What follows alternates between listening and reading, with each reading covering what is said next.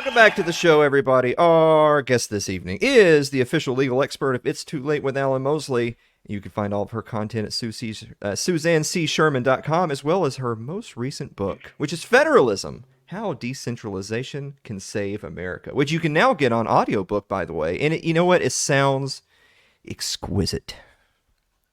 That's the word I would use for it. Well, guys, Suzanne C. Sherman, welcome back to the show. Thank you for having me, Alan. Always so fun to join you. Suzanne, what's the C stand for? Christina. Christina? Yes. All right, I'm going to start calling you Christina. Christina! Yes, sir. Federalism, How Decentralization Can Save America. We're going to start off. I want you to give us like the 90-second boilerplate of what is federalism and how can decentralization save America? You know, I wrote this book to address both parties, not just the left-wingers that want Washington, D.C. to be all-powerful, but as we also know, the right-wingers, as a result of the Dobbs case, are also cheering on an all-powerful Washington, D.C. So what I'm trying to tell people is, look, understand this, that the more power Washington, D.C. has, eventually the less freedom you're going to have. So how do we come about changing this? Well, first of all, it's not from voting for one party or the other, depending on your policy preferences. It's actually turning towards your state and looking at the relationship between the state and the national government. And this is interesting too, because the words have meaning. And right now, national and federal, when it pertains to the government, are really considered synonymous. So they refer to the federal government, but really what we have is a national government. And the federal government was what was really intended when the Constitution was drafted and ratified. So a federal government, as opposed to what we have now, was supposed to be limited in nature, whose powers were enumerated in the Constitution as how it was ratified. And it would have adequate powers to achieve, or adequate resources to achieve these goals. So what we have now is a government that's printing money out of control, rampant inflation, and the outer limits of their power just don't seem to exist. Now, I'm going to go straight to a bit of a spicy question for you. So, a lot of people talk about the Constitution as ratified. This is the Constitution as ratified. These issues were debated at the ratifying convention. Some were accepted, some were rejected. But if that's true, then how did we get here? If the Constitution was ratified the way it was, and as you just put, there was supposed to be adequate resources for the few and defined powers that the federal government was to maintain, how did we get here?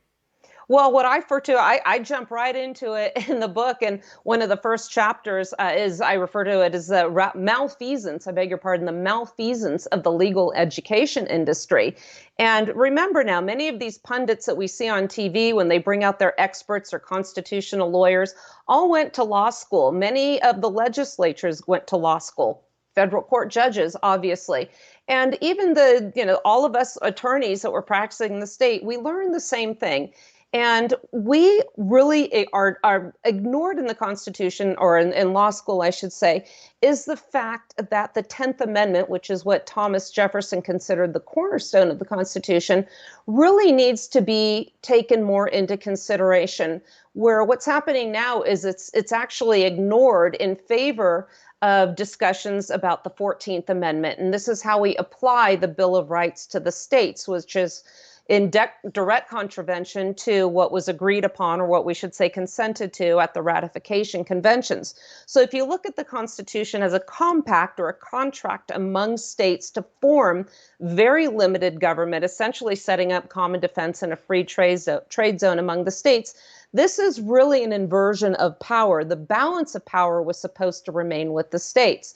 So as an example I give, in law school, we are taught something called case law, which is what pretty much left-leaning judges have gone down on the record as saying what the Constitution means, as opposed to looking at the ratification records, which is a record of what was discussed. What did the states weigh and balance, or the delegates in their state conventions weigh and balance when they made the decision whether or not they would agree to ratify the Constitution. So you always want to look, what did the parties think at the time they came into this agreement? So this is like coming up with a contract and then having somebody years down the road or decades determine what your contract really did mean.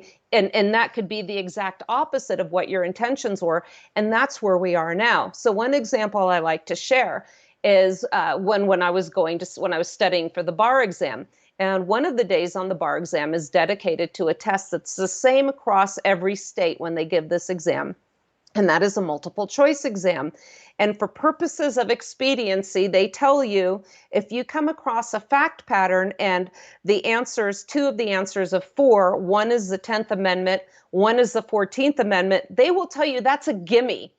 And it is a gimme, but the problem is they tell you the wrong answer is the right answer. So you always answer, they say, don't even read it, just answer the 14th Amendment. When in actuality, if you look at the Constitution as ratified as opposed to case law, it is actually the 10th Amendment. But if you answer the questions on the bar exam correctly from a historical perspective, guess what? You're going to fail.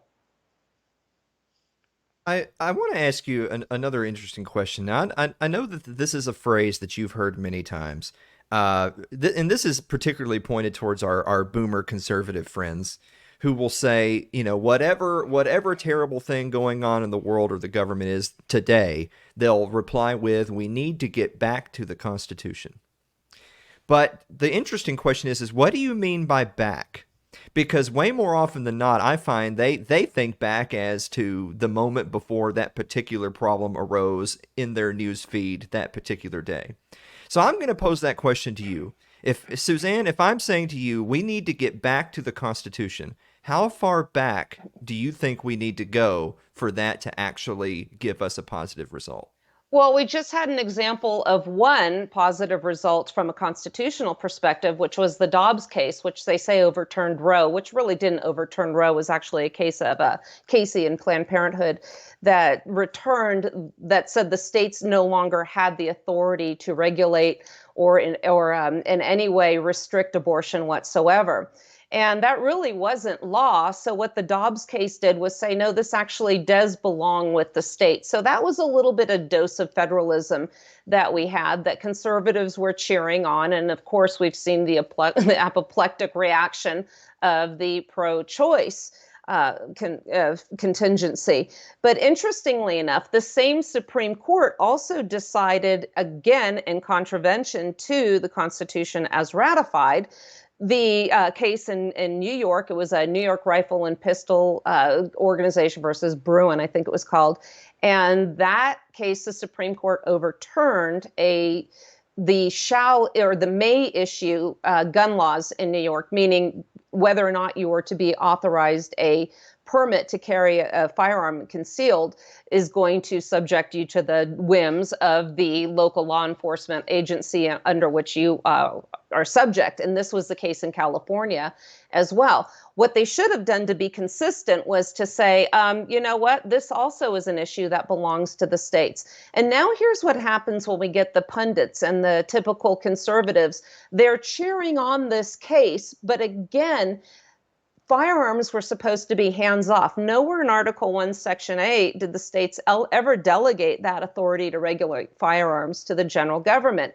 So if they can't regulate it, ask me, please, how does the Supreme Court have the authority to strike down a state law over which the general government never had any power other than to arm the militia in the first place? So what you do is you get these thinkers that, their analysis is about as deep as a bird bath, and that's being generous. There was a meme going around with Greg Gutfeld saying, well, the reason abortion was overturned and the gun laws weren't was because the guns are listed in the Constitution. And that's really, if you look at it from the historical perspective, again, these items listed in the Bill of Rights really just were an affirmation that these were never powers delegated by the states. So according to the 10th Amendment, they rest exclusively within the states to regulate. So the states that the conservatives have been cheering on, meaning the New York case and also the coach that was praying on the football field, And the Supreme Court said, no, no, no, you can't stop them from doing that. And conservatives are cheering. But again, that is more authority that is being handed over to Washington, D.C. Ultimately, it's a short-sighted goal, which will ultimately result in less freedom instead of more. Now, I'm going to challenge you on this because I know that there's a lot of people out there that would say, look, the right to bear arms is something that I feel very strongly about. And if the Supreme Court ruled in such a way that at least this minute today, more people can enjoy that right than theoretically could the day before, then that means, ergo, it was a net benefit to liberty. If I want you to make the case that that's not true. I think I made the case the best, especially in the chapter on the Second Amendment, with regards to the national reciprocity possibility that Donald Trump was talking about, which is where the federal government would force all of the states to accept as valid the concealed carry permits in every other state. And I made the point that, look, what's going to happen, because there are so many different standards for issuing these permits. For instance, Utah just went permitless carry, so you can carry concealed without a permit.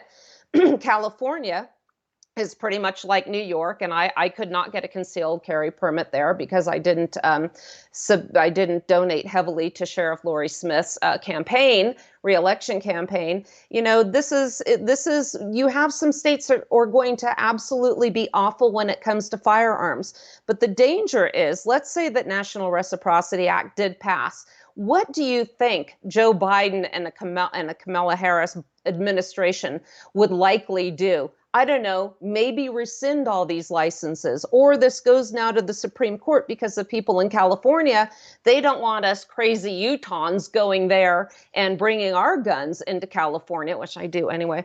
But the point is, they're going to say, we're going to the Supreme Court because we want now a national standard for carrying firearms. So my question to people that support this and cheer on these victories, what kind of national standard do you think you're going to get? A permitless carry standard across the board like Utah has? Absolutely not.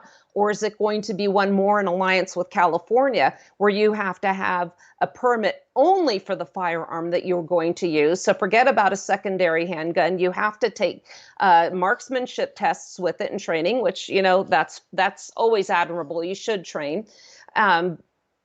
But you're going to have also possibly restrictions on magazine capacities, maybe calibers, maybe the type of firearm. So that's something you want to be very wary of, because ultimately more regulations are going to entangle, and it's going to be a very wide net that can ensnare law-abiding citizens that are being responsible with their firearms, while the criminals and the ones that are actually harming people with their firearms are going to go about with their lives unchanged. Now, you had mentioned a little bit ago, and I know you discuss it at length in your book, talking about the legal education industry. So I want you to expound a little bit on what is the legal education industry, and has this is another thing kind of similar to the getting back to the Constitution. Has this always been the case, or was there a particular turning point? I think that the Supreme Court, looking back on its other rulings in its own case with, Scalia saying, just defending absolute stare decisis, we have to look at what the Supreme Court has said in the past. And this guy is known as an originalist, a textualist, and I excoriate him in my Second Amendment chapter. And this is, again, an example of how they never had this power. But what we talk about in law school, we have a case book, and we review all these Supreme Court cases to interpret what the Constitution means.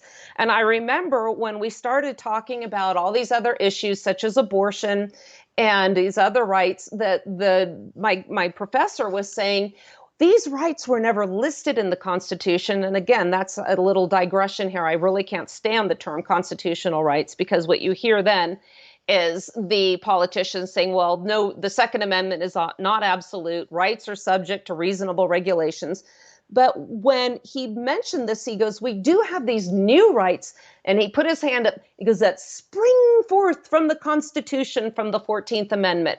Well, again, Now you have to look at how the 14th Amendment came about, and it was never intended to be the springboard from which the states powers and authority to regulate these matters that they never delegated, that the federal government could usurp them and take over and substitute the judgment of the people of these states through their legislatures for their own. This was never intended. And in fact, when a congressional veto was suggested by James Madison and Edmund Randolph, it was called the Virginia Plan in the Philadelphia Convention, they threatened to shut down the entire event because they saw this would be an absolute usurpation of the state's powers.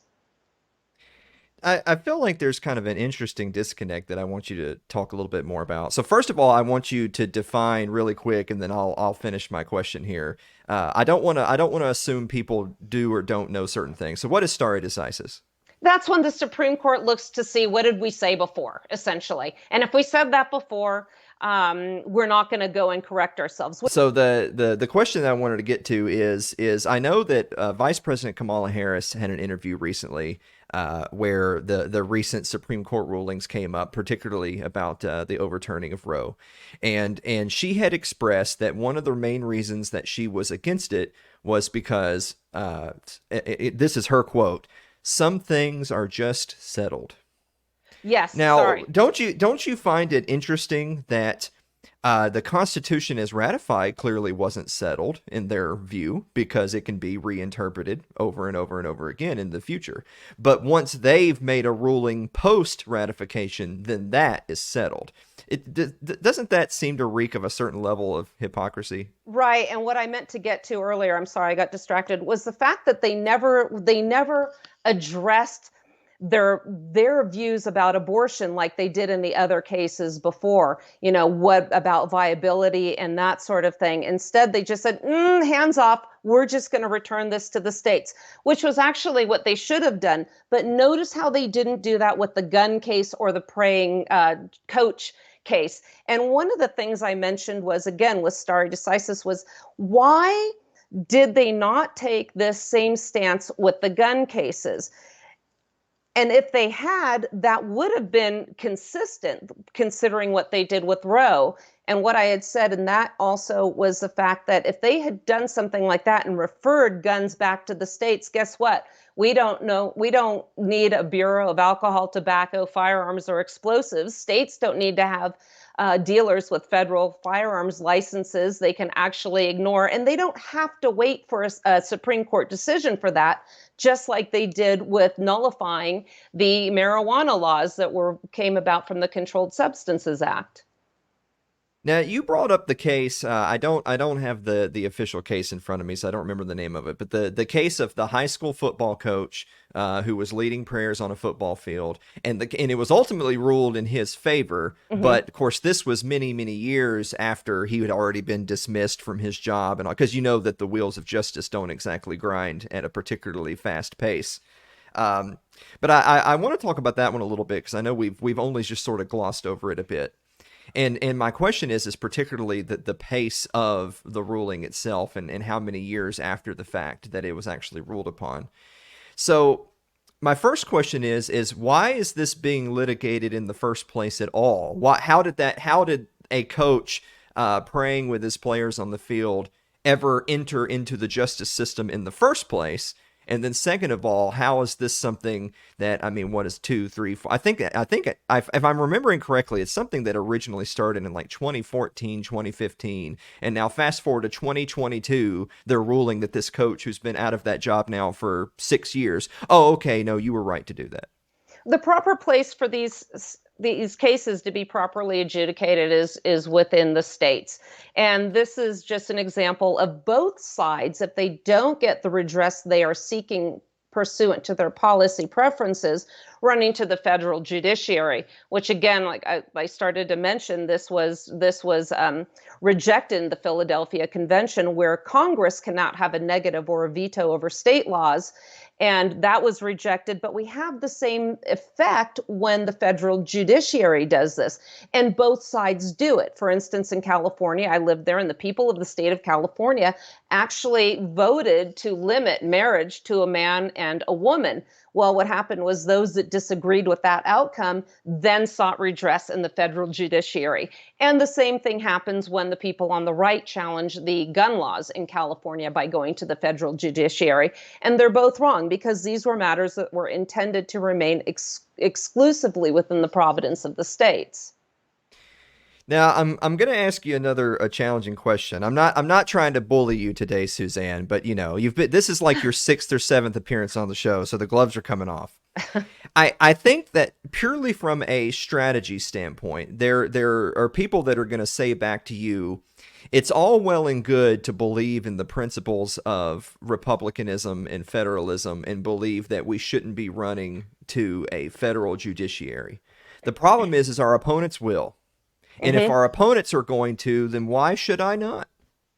No, and I agree. And I knew people in New York that were saying, look, I know national reciprocity is a bad idea from a constitutional perspective. This is a lawyer telling me this.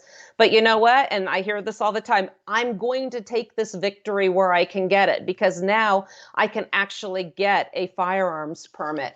And I would suggest to these people that the more prudent approach is to actually move, because you really don't want something to be decided, all these policy decisions to be ultimately decided from a central government. I mean, this is the exact opposite of republicanism. You have essentially nine politically connected attorneys in black government issued costumes decreeing what the law of the land is going to be for over 350 million people. And I would think both sides should find that repugnant, as opposed to grasping for straws.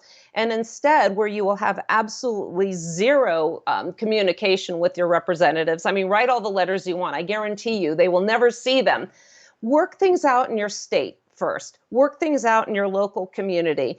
And, we've talked about this before on my show, Alan, where, we have these layers of the onion, where we have the federal courts, we have the state courts, we have local municipalities, and then we have ultimately the ultimate sovereign is the individual. And do what you're going to do and nullify laws that don't work for you on your own. And as long as you are not harming anybody, taking their property, that sort of thing, do what you're going to do. And this is why also I'm a huge believer in jury nullification. So if you're in a state, for instance, where it's illegal to consume cannabis and you get arrested for possession and consumption of cannabis, and if you are sitting on a jury and you don't like that law, you think it is unjust, both as applied to that individual or on its face, you should nullify. So nullification is something that should occur from a personal level all the way on up. And the states have an obligation as sovereigns to nullify these laws and these court decisions that violate their state policies that have been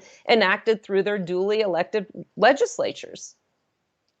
All right, so we're talking about doing local, right? Starting your community, your town, your county, and then up to the state, but no higher, because then you're gonna run the risk of a federal supremacy that's gonna go against your intended wishes down the road. But I think then a lot of people will say, because you brought up nullification, so of course you're a racist neo-Confederate, so we'll go there. You brought up nullification, so walk us through that. We got just a couple of minutes left. Walk us through that. So let's say hypothetically there's an issue that's near and dear to our hearts, and we've reached out to our local community, and we're all on board that we want to do it a certain way, and we've taken it to the town, and we've taken it to the mayor, and we've taken it to the county mayor, and we're all on board with the way we want to handle this issue. And maybe even we go, I'm in Tennessee. Maybe we even go to the Tennessee state legislature and all the other counties are on board and we've decided this is how we're going to handle issue X. Then what then is our recourse when the federal government says, oh, no, we've decided on issue X to do it a different way and you have to listen to what we say? What happens next? I'll give you an example of what should have happened at one point. And I mentioned how the states have effectively nullified the cannabis prohibition from the federal government. And there was a case in California after medical marijuana passed before it was legalized for recreational use. And her name was Angel Rach. And she was using it because she had a very painful malady. And she was using it to get some pain relief. And the DEA came in and took her plants from her and she started suffering. But interestingly, it wasn't just the DEA there. The I think it was Santa Cruz County sheriffs were standing right by doing nothing.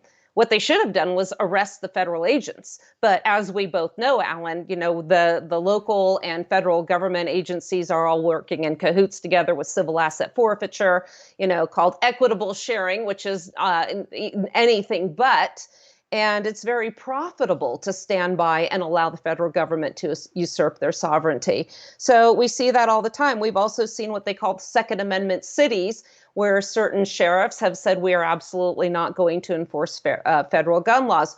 Or the states will say we're not going to use state resources to help the feds do it. They need to take it a step further and say any federal agent coming into our state to enforce gun control with which we disagree, we're going to arrest them. That's what needs to happen. But what we see now with all the grants and now with the red flag laws that came about, the Republicans that supported and cheered on the Dobbs case for again, going back to the 10th Amendment, are the very same ones that signed into law or that passed the red flag laws. And how is the federal government going to get the states to comply? Financials. They're going to do that by bribing them and giving their money. And you have to ask yourself this question: if the federal government has this authority to impose these red flag laws on the states, why do they need to bribe them? And you will not hear a single newscaster, bobblehead nitwit out there ask that question on the mainstream media. Well, I think you brought up the Rachel Rach case, which is a great example. I think what a lot of people that might be listening to us right now would say is that, look, in concept, I like the idea of turning local and voting with my feet and living in a tight-knit community that is ideologically homogenous, that believes a certain way, and we're going to effectively nullify federal statutes that we don't agree with. But I think a lot of those people would say, but I'm terrified that if the rubber hits the road, my wise local overlords are just going to lay down and allow our wise federal overlords to walk over us. I feel like that's, I don't know if I want to necessarily say that's the most likely outcome, but I think it has been proven to be a certainly plausible outcome. So then what is the strategy beyond just simply passing a few local ordinances saying we nullify X, Y, and Z? What's the strategy so that there's actually teeth behind the words? The states have to just turn their backs on this money. And, the logic is, well, we send the federal government all this money, so we need to get some back. So they take these bribes, the money is effectively laundered and they get pennies on the dollar back. I would say that the states need to stop sending money to the federal government, retain that money for themselves, and use it to support the programs that they want, and not just have the federal government bribe them. An incident like that happened. It was a school district south of Salt Lake City. And when Common Core came about, they said, we're not going to do Common Core because we care about the children's education. That is paramount. Then the Fed said, fine, you're not getting money. And they backed up that truck so fast and said, well, we need the federal money because the children's education is paramount. So you can't have it both ways. And it's going to take some fortitude. And that's one of the reasons I wrote this book, so people really understand the trap that you're getting into when you celebrate these cases and look for the federal government for guidance over issues they were never delegated. They're not responsive to you. They don't care about what you say. We've seen that in the past few years, not just this administration, but the one before. So they're not going to be responsive. Ultimately, the more power you give them and that you legitimize, the more power they're going to use against you. All right, on that note, guys, Federalism, How Decentralization Can Save America. Go pick up Suzanne's latest book, or if you're more of a listener, you can get the audiobook as well. Suzanne, where can people go to support you and get your book? Well, thank you. And by the way, the Audible version has amazing voice talent, so you don't want to miss that one. Exquisite. Absolutely. Suzanne C. Sherman is my website. And if you go there, you can get links to both my shows, The Wasatch Report and the Red Hot Chili Prepper podcast. And I talk about preparedness and self-reliance. So if you can't find any solutions in this situation we've just talked about on this show, be prepared because shortages are coming and you're going to need to know how to survive that. And my website is SuzanneCSherman.com. And you will also find links to all my books there. So thank you so much for having me, Alan. Suzanne. Oh, here we go. We're going to get you out of here on this one. Is a waffle a cake? No. Oh, my I'm God. sorry. No. Yeah. You don't put a cake between two things. So a waffle is absolutely a dessert item. All of you people out there that are eating your stack of waffles with all your syrup and toppings, you're eating dessert for breakfast. You should be ashamed, just as Suzanne is ashamed for having missed another question. But Suzanne, you did pretty good up to that point, so we're glad to have you. Other than when I forgot what I was saying.